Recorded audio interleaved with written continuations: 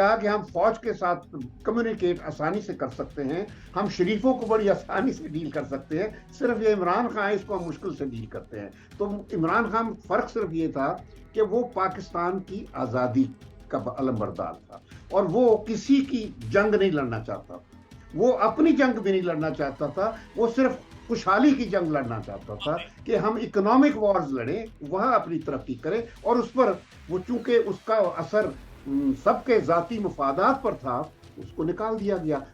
वो तासर ये मिला कि अमेरिका ने साजिश कराई है, अमेरिका ने कोई साजिश नहीं करवाई थी, साजिश अंदर हुई थी।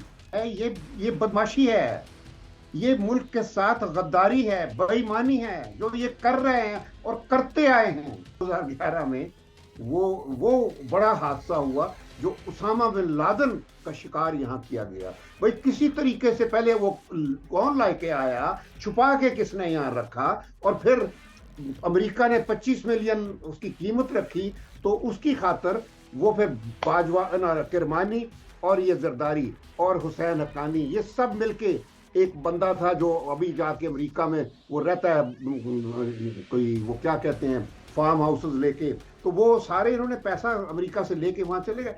हमें वो हुक्मरान मिले हैं और जिन्होंने अदलिया तबाह कर दी, हमें वो हुक्मरान मिले हैं जिन्होंने गवर्नमेंट खराब कर दी, हमें वो हुक्मरान मिले हैं जिन्होंने पार्लियामेंट को बदमाशी का अड्डा बना दिया, हमें वो हुक्मरान मिले हैं जिन्होंने पुलिस तबाह कर दी, हमें वो हुक्मरान मिले हैं जिन्होंने पूरी ब्यूरोक्रेसी को घर की बांदी बना लिया। और आज ये है कि पाकिस्तान सब इदारों से महरूम हो चुका है, कोई अदलिया का रोल नहीं रहा, यानी आइन जो है दफना दिया गया है। फिर इस रियासत का फायदा क्या जहां आपने ऐसे हुक्मरानों को रखने जिन्होंने हमारी आज़ादी का सौदा कर दिया। तो पाकिस्तान आज़ाद क्यों हुआ था? न खुददारी है, न खुद मुख्तारी है, न आज़ादी है। आप जूते खाते हैं कभी इंडिया के। अभी ये जो भुट्टो चला गया है वहां या जा रहा है, मैं कहता हूं इससे बढ़ के और जिसको कहते हैं ना जिल्लत वाली फैसला नहीं है ये जो किया है। अस्सलाम वालेकुम नाज़रीन, आप सियासत और पीके देख रहे हैं। सोहा बरकत आपसे मुखातिब है। अभी से कुछ घंटे पहले वाशिंगटन पोस्ट में खबर छपती है और वो खबर ये है कि पाकिस्तान में जो स्टेट मिनिस्टर हैं हैना रब्बानी खर साहबा, उनका एक मेमो, उनकी एक कन्वर्सेशन लीक हुई है। और फिर शहबाज शरीफ साहब की भी एक कन्वर्सेशन लीक हुई है जो कि पाकिस्तान की फॉरेन पॉलिसी के हवाले से इंतहाई सेंसिटिव तरीन दोनों इंफॉर्मेशन हैं जो कि लीक हुई हैं। फॉर्मर फॉरेन सेक्रेटरी और फॉरेन पॉलिसी के आप कह सकते हैं कि मंजे हुए एक सेक्रेटरी और फॉरेन पॉलिसी को जानने वाले शमशाद अहमद खान साहब हमारे साथ मौजूद हैं। सर शमशाद, अस्सलाम वालेकुम। जी वालेकुम अस्सलाम। ये जो स्टोरी वाशिंगटन पोस्ट में छपी है, इसमें 4 दफा सर लीक का जिक्र किया गया है कि, और ये भी लिखा गया है इस स्टोरी के अंदर कि अभी तक अमेरिकन ने ये बताया नहीं है कि ये उन तक पहुंची कैसे है, ये किस तरह से उन्होंने लीक करवाई है, लेकिन 4 दफा लीक का जिक्र किया गया। तो ये जो गुफ्तगू हुई है ये लीक हुई। देखिए जाहिर है कि लीक तो होती है ना। अब कैसे हुई, किस तरह हुई, वो अब हम लोगों का तो काम नहीं, वो तो आप लोगों का काम है, मीडिया का काम है और या फिर हुकूमतों का काम होता है। और हमारे यहाँ तो लीक जो है वो एक बिजनेस एज यूजुअल है। यहाँ तो जिसकी वीडियो नहीं है उसकी ऑडियो है, तो लीक के आफ्टर लीक है। और बाकी अब दुनिया में भी ये सिलसिला शुरू हो गया है क्योंकि जो सोशल मीडिया की एक ऐसी फिनोमेनन आ गया है दुनिया में। वो अगले दिन मुजीबुर रहमान शामी साहब हमारे बड़े मेहरबान दोस्त हैं, तो वो उन्होंने बहुत अच्छा इसको डिस्क्राइब किया था सोशल मीडिया कि ये पब्लिक टॉयलेट है। तो सही मानों में जिस किसी ने भी ये लीक्स जो हैं, ये जो चाइना अमेरिका के बारे में जो लीक आई है लेटेस्ट वॉशिंगटन पोस्ट की, ये इस तरह मिलियंस ऑफ लीक्स आई हैं जो किसी खिलंडरे लड़के ने वेस्ट में या खिलंडरे आदमी ने, और उनकी असल वैल्यू दुनिया को समझाने के लिए और बताने के लिए ये पब्लिक टॉयलेट में फेंक दिए जाके। तो वहां से फिर ये लोग जो है ना ये सारा उखाड़ पिछाड़ जितनी ये लीक्स निकाल के लाते हैं, जिसमें ये हिना रब्बानी खर का भी नाम है। हिना तो रब्बानी बड़ी खुशकिस्मत है कि पब्लिक टॉयलेट में अब इन लोगों की लीक्स पहुंची हुई है। हिना रब्बानी खर साहबा की जो गुफ्तगू है, जो मेमो उनका लीक हुआ है, उसमें वो ये जिक्र कर रही है कि पाकिस्तान अब चाइना और अमेरिका के दरमियान एक बैलेंसिंग एक्ट का रोल प्ले नहीं कर सकता। यानी आपने एक ब्लॉक चुनना है, या इधर जाना है या उधर जाना है, जो बैलेंसिंग एक्ट होता है वो अब मेंटेन नहीं कर सकते। सर ये स्टेटमेंट, ये क्या कंसेप्ट, क्या है ये? फेलियर नहीं है फॉरेन पॉलिसी का? टोटल फेलियर नहीं है, ये बदमाशी है। ये मुल्क के साथ गद्दारी है, बेईमानी है जो ये कर रहे हैं और करते आए हैं। यानी ये देखिए कि जो बैलेंसिंग एक्ट होता है, ये हमारी फॉरेन पॉलिसी के दो कांस्टेंट हैं बुनियादी तौर पर। एक है कश्मीर पर, कोई हुकूमत हो, कोई हुक्मरान हो, कश्मीर पर वो कभी अपने उसूली और जो हमारा तारीखी मौक़िफ़ है उससे रूगर्दानी नहीं कर सकता। और दूसरा हमारा जो कांस्टेंट रहा है खारजा पॉलिसी का, वो है balancing, balancing between China and America, and balancing between our Arab brothers and Iranian brothers. और हमने हमेशा इन दोनों कांस्टेंट पर अमल किया है। कम से कम मुझे याद है कि 80 की दहाई ज़ियाउल हक तक ये सिलसिला बिल्कुल ठीक चल रहा था। ये शुरू हुआ है जब ज़ियाउल हक के जो परवरदा नहीं, जो निकाले हुए अंडों से जो चूचे निकले थे सियासत के, तो वहां से, और ये भुट्टो की जो फैमिली है, वहां से जो भुट्टो की फैमिली जो किडनैप कर ली गई, और उसका जो दामाद ने जो एक खानदान को भुट्टो के नाम से आगे चलाना शुरू किया, उस वक्त से जो कुछ सिलसिला शुरू हुआ है, ये एक नया सिलसिला है जिसमें हमारे कॉन्स्टेंट को छोड़ के, हमारे आइन को छोड़ के, इस मुल्क को एक हॉस्टेज बनाकर, और फौज को खास तौर पे इन्होंने, फौज को असल में यानी 2012, 13, 14 से जब तक कियानी और जरदारी का आमना सामना किया, मिलाप हुआ था वो मेमो गेट के बाद से, ये उस वक्त से बस सिलसिला शुरू हुआ है। और उस वक्त इसने कियानी और जरदारी ने मिलकर पहले इंडिया और अमेरिका का जो न्यूक्लियर डील था, वो इंटरनेशनल एटॉमिक एनर्जी में कंसेंसस के साथ अप्रूव कराया था। हमारे एम्बेसडर ने उसको वीटो करवा दिया था कि हमें बताया जाए कि किस क्राइटेरिया पर आप इंडिया को वो सलूक दे रहे हैं जिसके लिए पाकिस्तान को आप मुस्तहिक नहीं समझते, क्योंकि हमने किया तो एक ही हरकत की हुई है, और ये मैंने कमिटमेंट की हुई थी अमेरिकन से। 98 में स्टोव टैल्बर्ट ने हमें कमिट कर दिया था कि आइंदा जो भी हम अच्छी बात करेंगे या आपको सजा देने वाली, वो बराबर होगी। और लेकिन उसके बाद फिर ये मसला शुरू हुआ जिस वक्त मुशर्रफ के होते हुए, वो इस तरीके से हुआ कि मुशर्रफ ने इतनी एक वो कर दी, एफिडेविट लिख कर दे दिया था 2004 में, जनवरी 2004 में, जिसमें मुशर्रफ ने यह कहा था कि आइंदा हम इंडिया में कभी टेररिज्म नहीं होने देंगे। यानी इंडिया ने इस तरीके से एक जिम्मेदारी मुशर्रफ ने कबूल कर ली थी कि इंडिया में अब तक जो कुछ हम करा रहे हैं वो हम ही करा रहे थे। और उसके बाद फिर 2008 में एक बहुत बड़ा टेररिज्म का वाकया भी हो जाता है।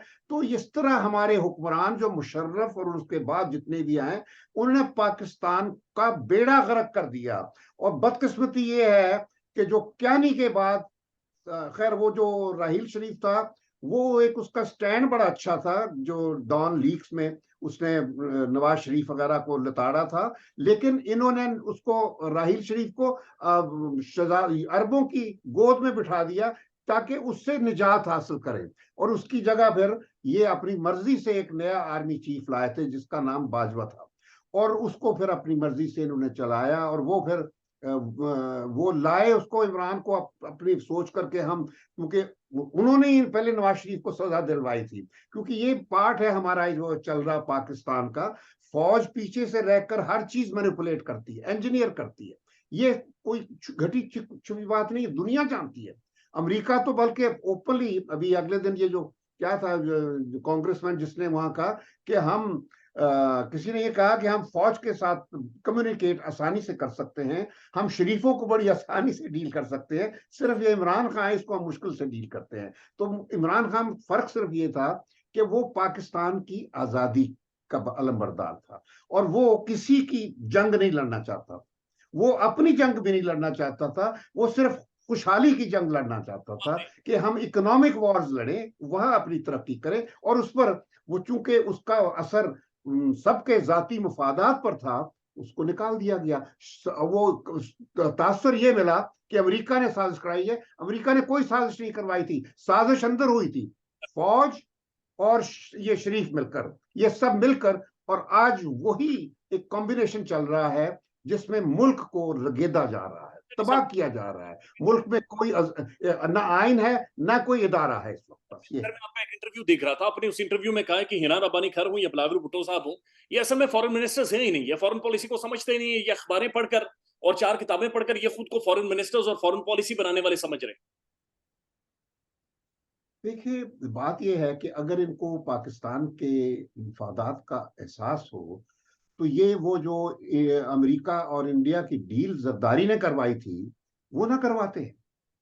और ये अगर वो थी तो उस वक्त 2011 में, पहले तो ये है कि ये उस्ताद रहमान मलिक होता था, तो ये सारे जो अमेरिका के ब्लैक वाटर्स को यहाँ लेके हुसैन हक्कानी वहां से वीजा देता था, सैकड़ों की तादाद में ब्लैक वाटर्स यहाँ पाकिस्तान आ गए थे। यानी यहाँ लाहौर जैसे शहर तक में इतने लोग आए थे, उनकी बाकायदा सैर के लिए बड़े बड़े पार्क जो है बंद, और लोग ने, हम लोग यहाँ छावनी में जो पोलो ग्राउंड है वो बंद हो जाता था कि जी यहाँ फॉरेन गेस्ट आ रहे हैं, वो ब्लैक वाटर्स के लोगों की खातिर की जाती थी। ये हम लोग खुद सब चीजों में मुलव्वस हैं। तो मैं जब ये रेमोंड डेविस का केस हुआ था, तो मैंने एक दफा एनडीसी में अपने लेक्चर में कहा था, और उसमें अमेरिकन भी बैठे थे, मैंने कहा था Pakistan problem is not Raymond Davis, our problems are Raymond Maliks. असल ये है कि जो रेमोंड मलिक्स हैं पाकिस्तान के, असल वो हैं, वो लेके आए हैं रेमोंड डेविस को, उन्होंने वीजे दिए हैं इतने लोगों को, जिसकी वजह से वो सारे हादसा होते रहे। और इवेंचुअली 2011 में वो बड़ा हादसा हुआ जो उसामा बिन लादेन का शिकार यहाँ किया गया। भाई किसी तरीके से पहले वो कौन लाके आया, छुपा के किसने यहाँ रखा, और फिर अमेरिका ने 25 मिलियन उसकी कीमत रखी, तो उसकी खातर वो फिर बाजवा किरमानी और ये जरदारी और हुसैन हक्कानी, ये सब मिलके एक बंदा था जो अभी जाके अमेरिका में वो रहता है, कोई वो क्या कहते हैं, फार्म हाउसेस लेके, तो वो सारे इन्होंने पैसा अमेरिका से लेके वहां चले गए। तो इन लोगों ने पाकिस्तान के साथ ये कुछ किया है, और हमारी बदकिस्मत कौम जो है उनको कुछ समझ नहीं है, वो इनके ऊपर भी हार फेंकते हैं, फूल फेंकते हैं। जो ईमानदार आदमी आ जाए उसकी कदर नहीं कर सकते। तो ये मुल्क अब रहने के काबिल नहीं है, सच्ची बात तो ये है, क्योंकि यहाँ ना पार्लियामेंट है, ना जुडिशरी है, ना गवर्नमेंट है, ना ब्यूरोक्रेसी है, ना पुलिस है। पुलिस वो काम करती नहीं जो दुनिया में पुलिस करती है। पुलिस सिर्फ कब्जा ग्रुप के प्रोटेक्शन का काम करती है, या इन सियासतदानों की जाती क्रिमिनल पार्टनर्स का काम करती है। ये बदकिस्मती है हमारी। हिना रब्बानी खैर साहब, उस मेमो में ये लिखा गया है कि बुनियादी तौर पर ये फरमा रही है कि अगर हमने वेस्ट को अपीज करने की कोशिश की, तो जो हमें बेनिफिट देता है चीन, जो कि फुल टाइम बेनिफिट दे रहा है, हम उसे खो देंगे। और दूसरी तरफ एक शहबाज शरीफ साहब की सर कन्वर्सेशन जो उन्होंने सबऑर्डिनेट्स के साथ की है फरवरी 17 की, अच्छा वो कन्वर्सेशन भी लीक हुई है। सर, ये सिक्योरिटी ब्रीच नहीं है, ये एक सिक्योरिटी कोलैप्स नहीं है पाकिस्तान में?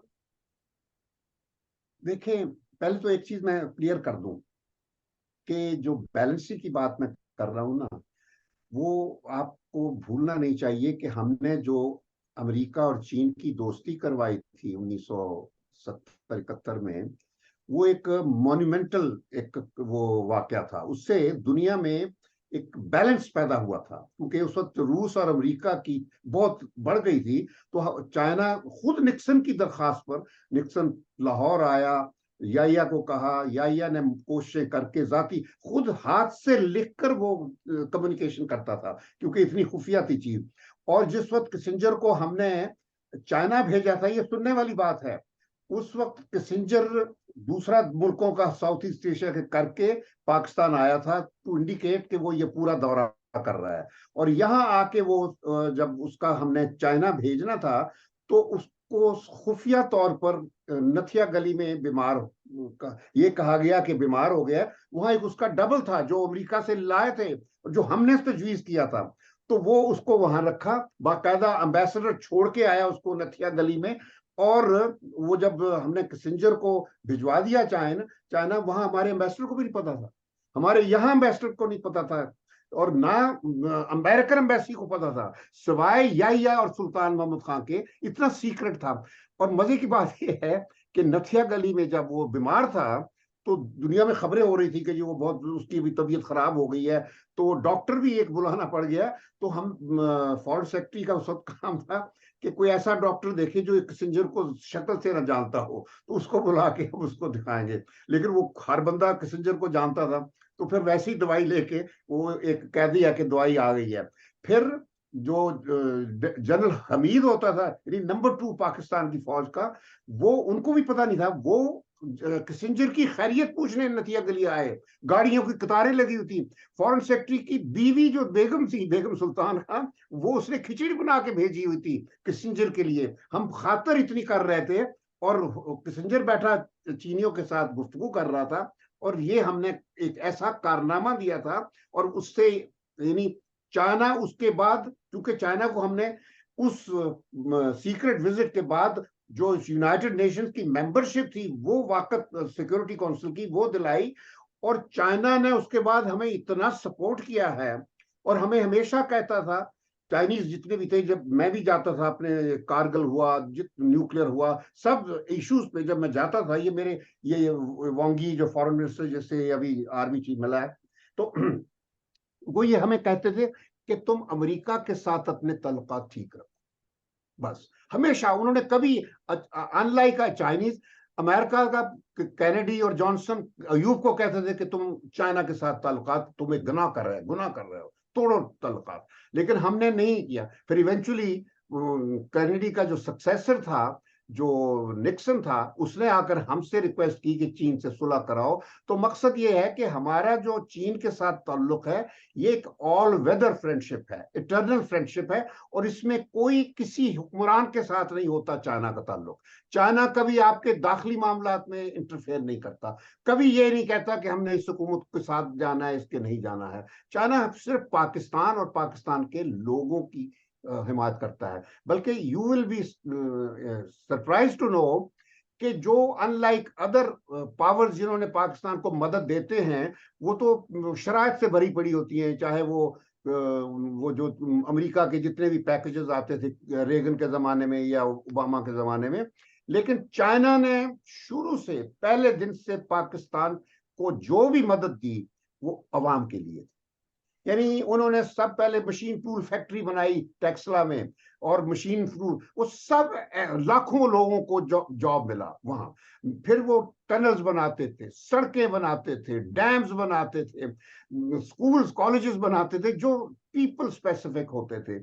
और ये बदकिस्मती ये है कि अमेरिका की कभी भी मदद हमें, सिवाय ये लम्स के लिए, वो भी इस वजह से कि बाबर अली एक खास उनका फेवरेट था, उसको 10-12 मिलियन दे दिए थे, वरना कभी ना कोई अस्पताल बना है, ना कोई यहाँ सड़क बनी है, ना कोई ये चीज है। वो सिर्फ आप लोगों को ब्लैकमेल करने के लिए, प्रेशराइज करने के लिए, और ये दुनिया भर में ये तमाशा है। और बदकिस्मती ये है कि हमारे जो चोर हुक्मरान थे, डाकू और लुटेरे जो थे, वो अमेरिका के पिट्ठू बने हुए थे। मैं कहता हूं कि अगर उस वक्त मैं ना फॉरेन सेक्रेटरी होता, तो ये न्यूक्लियर टेस्ट कभी ना होते। ये मैं आज कह रहा हूं, नवाज शरीफ साहब तो कभी ना होते।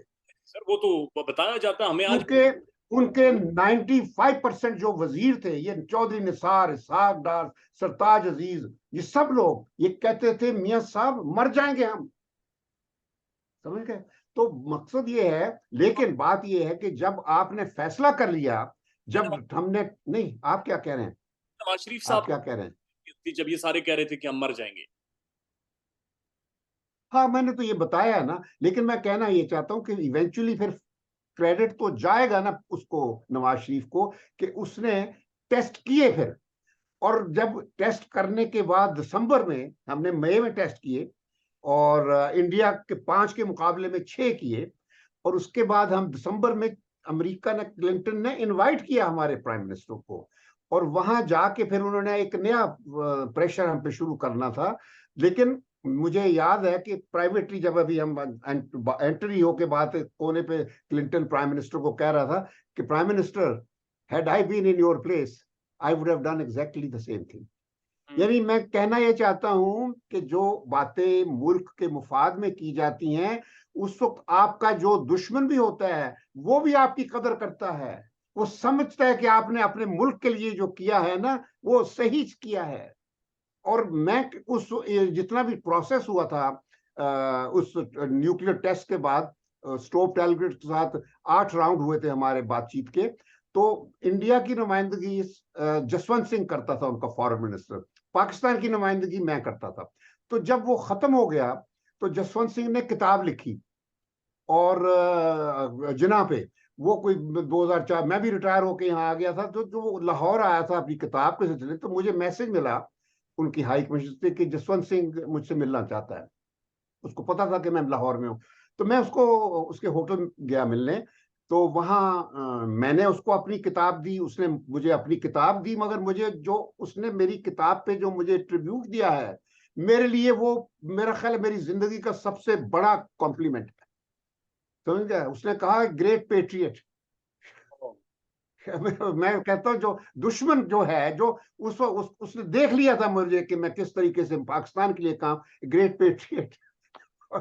तो मकसद मैं कहना हूं कि ये बदकिस्मती है हमारी, हमें हुक्मरान नहीं अच्छे मिले। हमें वो हुक्मरान मिले हैं और जिन्होंने अदलिया तबाह कर दी। हमें वो हुक्मरान मिले हैं जिन्होंने गवर्नमेंट खराब कर दी। हमें वो हुक्मरान मिले हैं जिन्होंने पार्लियामेंट को बदमाशी का अड्डा बना दिया। हमें वो हुक्मरान मिले हैं जिन्होंने पुलिस तबाह कर दी। हमें वो हुक्मरान मिले हैं जिन्होंने पूरी ब्यूरोक्रेसी को घर की बांदी बना लिया। और आज ये है कि पाकिस्तान सब इदारों से महरूम हो चुका है। कोई अदलिया का रोल नहीं रहा। यानी आइन जो है दफना दिया गया है। अगले दिन राजा परवेज अशरफ ने पाकिस्तान के आइन को एक उसकी यादगारी फट्टी लगाकर, यानी वो जो होता है ना, सालगिरह नहीं मनाई 50वीं उसकी आइन की, एनिवर्सरी मनाई थी। जो एनिवर्सरी होती है वो फतीदगी की होती है, वफात की होती है। तो आइन को दफनाया था इसने उस दिन, और दफनाने के बाद फिर पार्लियामेंट से वो उस किस्म की करारदादें जो अदलिया का बेड़ा गर्क किया। ये जो कांग्रेसमैन ने सर एक तकरीर करते हुए वहां पर ये कहा कि इमरान खान के साथ डील करना बहुत ज्यादा मुश्किल था, शहबाज शरीफ के साथ बहुत ज्यादा आसान है। इसका मतलब क्या है? ये एक अमेरिकन कांग्रेसमैन ये कह रहा है, ये कहना क्या चाहता है? मैं मतलब करूं ये डील, मैं कहता हूं आप वो डील मांगने की जरूरत नहीं होती थी अमेरिका को। मैं फिर वही वो 1998 के दिसंबर की बात करता हूं कि बात लंबी हो जाती है कि मैं वो तफसील नहीं दूंगा कि क्या हुआ। जब मीटिंग हुई ओवल ऑफिस में, तो क्लिंटन के साथ नेक्स्ट बैठी थी मैडलिन ऑलब्राइट, फिर सैंडी बर्गर जो उनका नेशनल सिक्योरिटी एडवाइजर था, फिर स्ट्रोप टैलबर्ट, फिर इंडरफर्थ। तो इस तरह 5 सीटें बनती थी, और हमारे सीट में मैंने बैठना था नवाज शरीफ का, क्योंकि मैंने साथ साथ उसको प्रॉम्प्ट करना था। तो वो इन्होंने शहबाज शरीफ ने मुझे जहाज में ही कहा कि जी साढ़े नाल ते ए भी जान गए, यानी वजीर जो है काली शेरवानियां और सफेद शलवारें पहना के, पेंगुइन्स बना के कि ए बैठेंगे। तो वो मैं और रियाज खोकर, वो तो ये कहते थे कि रियाज अम्बेसडर की भी जरूरत नहीं है, शहबाज शरीफ मुझे कहने लगा। मैं कहा जी अम्बेसडर जाएगा, मैं निकल जाना। लेकिन वो रियाज खोकर ने 2 सीटें लगवा के हम आखिर पे बैठ गए। हमें पता ही नहीं था कि नवाज शरीफ क्या जवाब दे रहा है, वो क्लिंटन क्या कह रहा है, वरना तो हम मशवरा देते थे। तो जब मीटिंग खत्म हो गई तो मेरा लंच था किया हुआ स्टोव टैलबर्ट ने, स्टेट डिपार्टमेंट में गया। तो वो बड़े मुझे गर्म जोशी से मिला, कहते हैं I am very happy Shamshad, so finally you made up your mind. मैं कहा व्हाट माइंड? कहता है कि you have accepted agree to sign CTBT. मैंने कहा नहीं, वी हैवंट। मैंने कहा वो तो लॉजिस्टिक्स का मसला था, बातचीत मुझे तो, हमें तो पता ही नहीं क्या हो रही थी। तुम्हारे तो मैडलिन ऑलब्राइट हर चीज पे उसको कार्ड पकड़ा रही थी प्रेसिडेंट क्लिंटन को, ये होता है। तो मैं, हमारी तरफ से तो कुछ भी नहीं उसको मशवरा दे। कहता नहीं, वो शहबाज शरीफ वॉज हियर लिटिल वाइल अगो। आप देखें ये कहां से कहां पहुंच गया। बोला तुम्हारी क्या जरूरत है स्टेट डिपार्टमेंट, तुम चीफ मिनिस्टर थे पंजाब के। तो कहता है वो अभी यहाँ था, वो मुझे यकीन देखा कि बिल्कुल वी हैव एग्रीड। मैंने कहा हु इज शहबाज शरीफ? कहता है ही इज हिज ब्रदर। मैंने कहा सो व्हाट? कहता है he is the chief minister Punjab. मैंने कहा सो व्हाट? तो मैंने उसको कहा, मैंने कहा shall I then start dealing with Hillary Clinton on national security issues? तो मैं अब सीटीबीटी की बात हिलरी क्लिंटन से करूंगा कि क्लिंटन की बीवी के साथ? कुछ मतलब सिर्फ इस वजह से कि जो रिश्तेदार है उसका, उसके, इसका क्या क्रेडेंशियल है? मैंने कहा नेशनल सिक्योरिटी पर मैं तुम्हारा इंटरलोक्यूटर हूं, और कोई नहीं है इस वक्त बात तुम्हारे साथ करने वाला। तो मैंने फिर कहा तुम जो कुछ तुम लोगों ने लिखा है इसको डिलीट करो, we have not made any commitment. तो ये मैं कटवा के आया हूं, और बाकायदा रिकॉर्ड अपने नोट्स में करवाया और उनके नोट्स में भी करवाया। तो ये है, ये आप कहते हैं ना कि ये डील ये डील किए बगैर ये डील करते थे, मुल्क के सौदे करते थे, मुल्क की किस्मत के फैसले करते थे। इसको ये शमशाद है। साहब, कारगिल के बाद भी किसी को, शहबाज शरीफ को वो एक बना दिया, नवाज शरीफ ने अपना रिप्रेजेंटेटिव कि ये आएगा हमारे, ताकि फौजों की विड्रॉल के बाद अंदर हमने कैसे चलना है। नहीं, वो कश्मीर का सौदा बिहाइंड द सीन जो करना था, तो वो वहां शहबाज शरीफ को लगाया था। वो तो फिर फौज ने टेक ओवर कर लिया और इन लोगों को निकाल दिया। शमशाद साहब, वो लास्ट भी एक बड़ी कहानी है। आखिरी कमेंट कीजिएगा सर। जो हामिद मीर साहब का एक इंटरव्यू है, ये भी फॉरेन पॉलिसी से रिलेटेड ही है। वो कह रहे हैं कि जनरल बाजवा ने असल में सौदा कर लिया था कश्मीर का, और जो आर्टिकल 370 की एब्रोगेशन हुई है, ये बुनियादी तौर पर एक सौदा था, और ये एक डील थी, एक डन डील थी, जिसके बाद ये भारत ने कश्मीर का स्टेटस खत्म किया।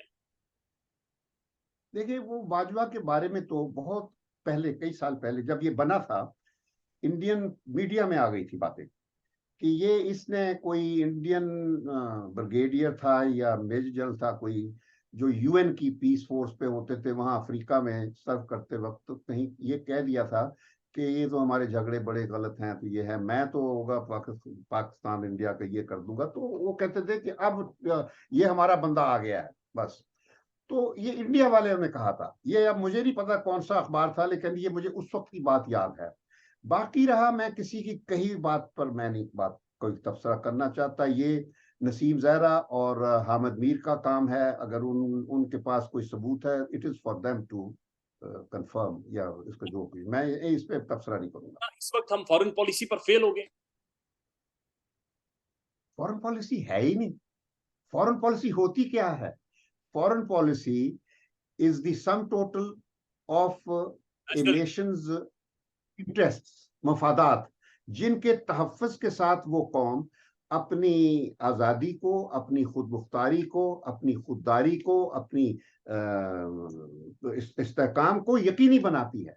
तो जब आपके पास कुछ भी नहीं है, आपके इदारे तक तो काम नहीं कर रहा है, ये FATF जैसे फंदे में फंसा के आपको, और अब IMF का भी, ये बाकायदा आपको शिकंजे में जकड़ा हुआ है। IMF से कुछ नहीं मिलेगा, आप लिख लीजिए। ये जो कहते हैं ये FATF, तो ऐसे ही एक आपके लिए एक बनाया गया था, क्योंकि आप पे प्रेशर डालना है कि ये हुक्मरान जो हैं हमारे लिए, ये बेस्ट हुक्मरान है, इनको रखना है पाकिस्तान पे। तो अगर ये रखना है, तो फिर इस रियासत का फायदा क्या, जहां आपने ऐसे हुक्मरानों को रखना है जिन्होंने हमारी आजादी का सौदा कर दिया हो। तो पाकिस्तान आजाद क्यों हुआ था? कायदे आजम ने तो हमें एक आजाद ममलिकत के तौर पर आजादी लेके दी थी ना, अल्लामा इकबाल के तसव्वुर के साथ। कायदे आजम का जो हमारे अल्लामा इकबाल का जो ख्वाब था, उसको हकीकत में बदला था, तो वो एक आजाद ममलिकत का था, खुद मुख्तार का, खुददार ममलिकत का। न खुददारी है, न खुद मुख्तारी है, न आजादी है। आप जूते खाते हैं कभी इंडिया के। अभी ये जो भुट्टो चला गया है वहां, या जा रहा है, मैं कहता हूं इससे बढ़ के और, जिसको कहते हैं ना, जिल्लत वाली फैसला नहीं है ये जो किया है उसने। इंडिया ने 2016 से, यानी 7 साल हो गए हैं, इंडिया ने ये कहा कि मैं पाकिस्तान की सरजमीन पर, हालांकि वो आ चुका है इसके घर, जो है पता नहीं कौन सा साल था, नवाज शरीफ के घर, वो शायद 2016 से पहले ही था गालिबन, मुझे याद नहीं। लेकिन बहरहाल उसने कहा मैं ये कॉन्फ्रेंस नहीं पाकिस्तान में करने दूंगा। तो उसने सारे 7 मुल्कों को प्रेशर करके आने से, तो अब तक नहीं। और ये अब इतनी इनकी जिल्लत है, मैं कहता हूं कि इस समझ से क्या मिलेगा इनको? सिर्फ जा रहा है ये कि वहां के फॉरेन मिनिस्टर से हाथ मिला लेगा। मैं कहता हूं सवाल ही पैदा नहीं होता। पाकिस्तान की इज्जत, जिस तरह नवाज शरीफ 2014 में गया था, तो मोदी ने नवाज शरीफ को लाइन में खड़ा किया था सार के जो लीडर थे उनके साथ।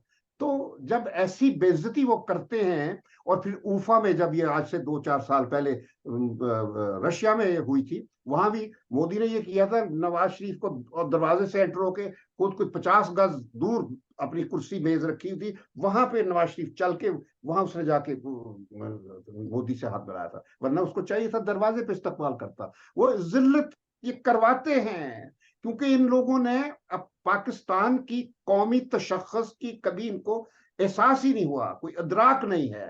तबाह कर दिया इस मुल्क को। बहुत शुक्रिया शमशाद साहब, बहुत शुक्रिया वक्त देने के लिए। ये पाकिस्तान नहीं रहा, बस सीधी। और मुझे सबसे बड़ा जो सदमा है वो ये है कि इसकी जो लास्ट बेस्ट होप थी पाकिस्तान की, लास्ट बेस्ट होप, जिसने हमेशा इनसे बुरी हरकतें इनकी रोकी थी, आजादी रखी। अगर फौज हमारी ना होती तो ये मुल्क 75 साल क्या 75 महीने भी ना रहता। लेकिन इन्होंने वाकई जिस तरह इन्होंने जुडिशरी को तबाह किया, जिस तरह इन्होंने ब्यूरोक्रेसी को तबाह किया, पुलिस को तबाह किया, इन्होंने फौज को पुलिस बना दिया, यानी एक्सटेंशन दे के। और वो इमरान से भी बहुत बड़ी गलती, इसने भी बहुत गलत काम किया है। लेकिन बात यह है कि सियासतदान जब सब एक चल रहे होते हैं तो एक ही रीत बन जाती है। तो गलत काम जिन्होंने शुरू किया वो असल ये थे जिन्होंने जिया के बाद, हालांकि जिया के बाद एक अपॉर्चुनिटी मिली थी कि लॉन्ग डिक्टेटरशिप, कि हम एक जमहूरियत का सिस्टम शुरू करते, मगर जिस किस्म की जमहूरियत इन्होंने शुरू की वो हमें छांगा मांगा और घोड़ा, ये जो गधे बेचते थे या डग्गे बेचते थे, वो सारे पैसे जो वोट बनते थे सियासत, ये काम शुरू किया इस शरीफों की फैमिली ने। मैं देखा करता था ये सब कुछ, मुझे अफसोस होता था। मैं अंदरूनी मामलात में तो मैं नहीं कहा करता था, लेकिन मैं बाहर के मसलों पे जरूर टोकता था। मैं कहता था कि भीख मांगने मत जाओ। शमशाद चले साहब, बस, thank you. Thank you so much. Thank you sir.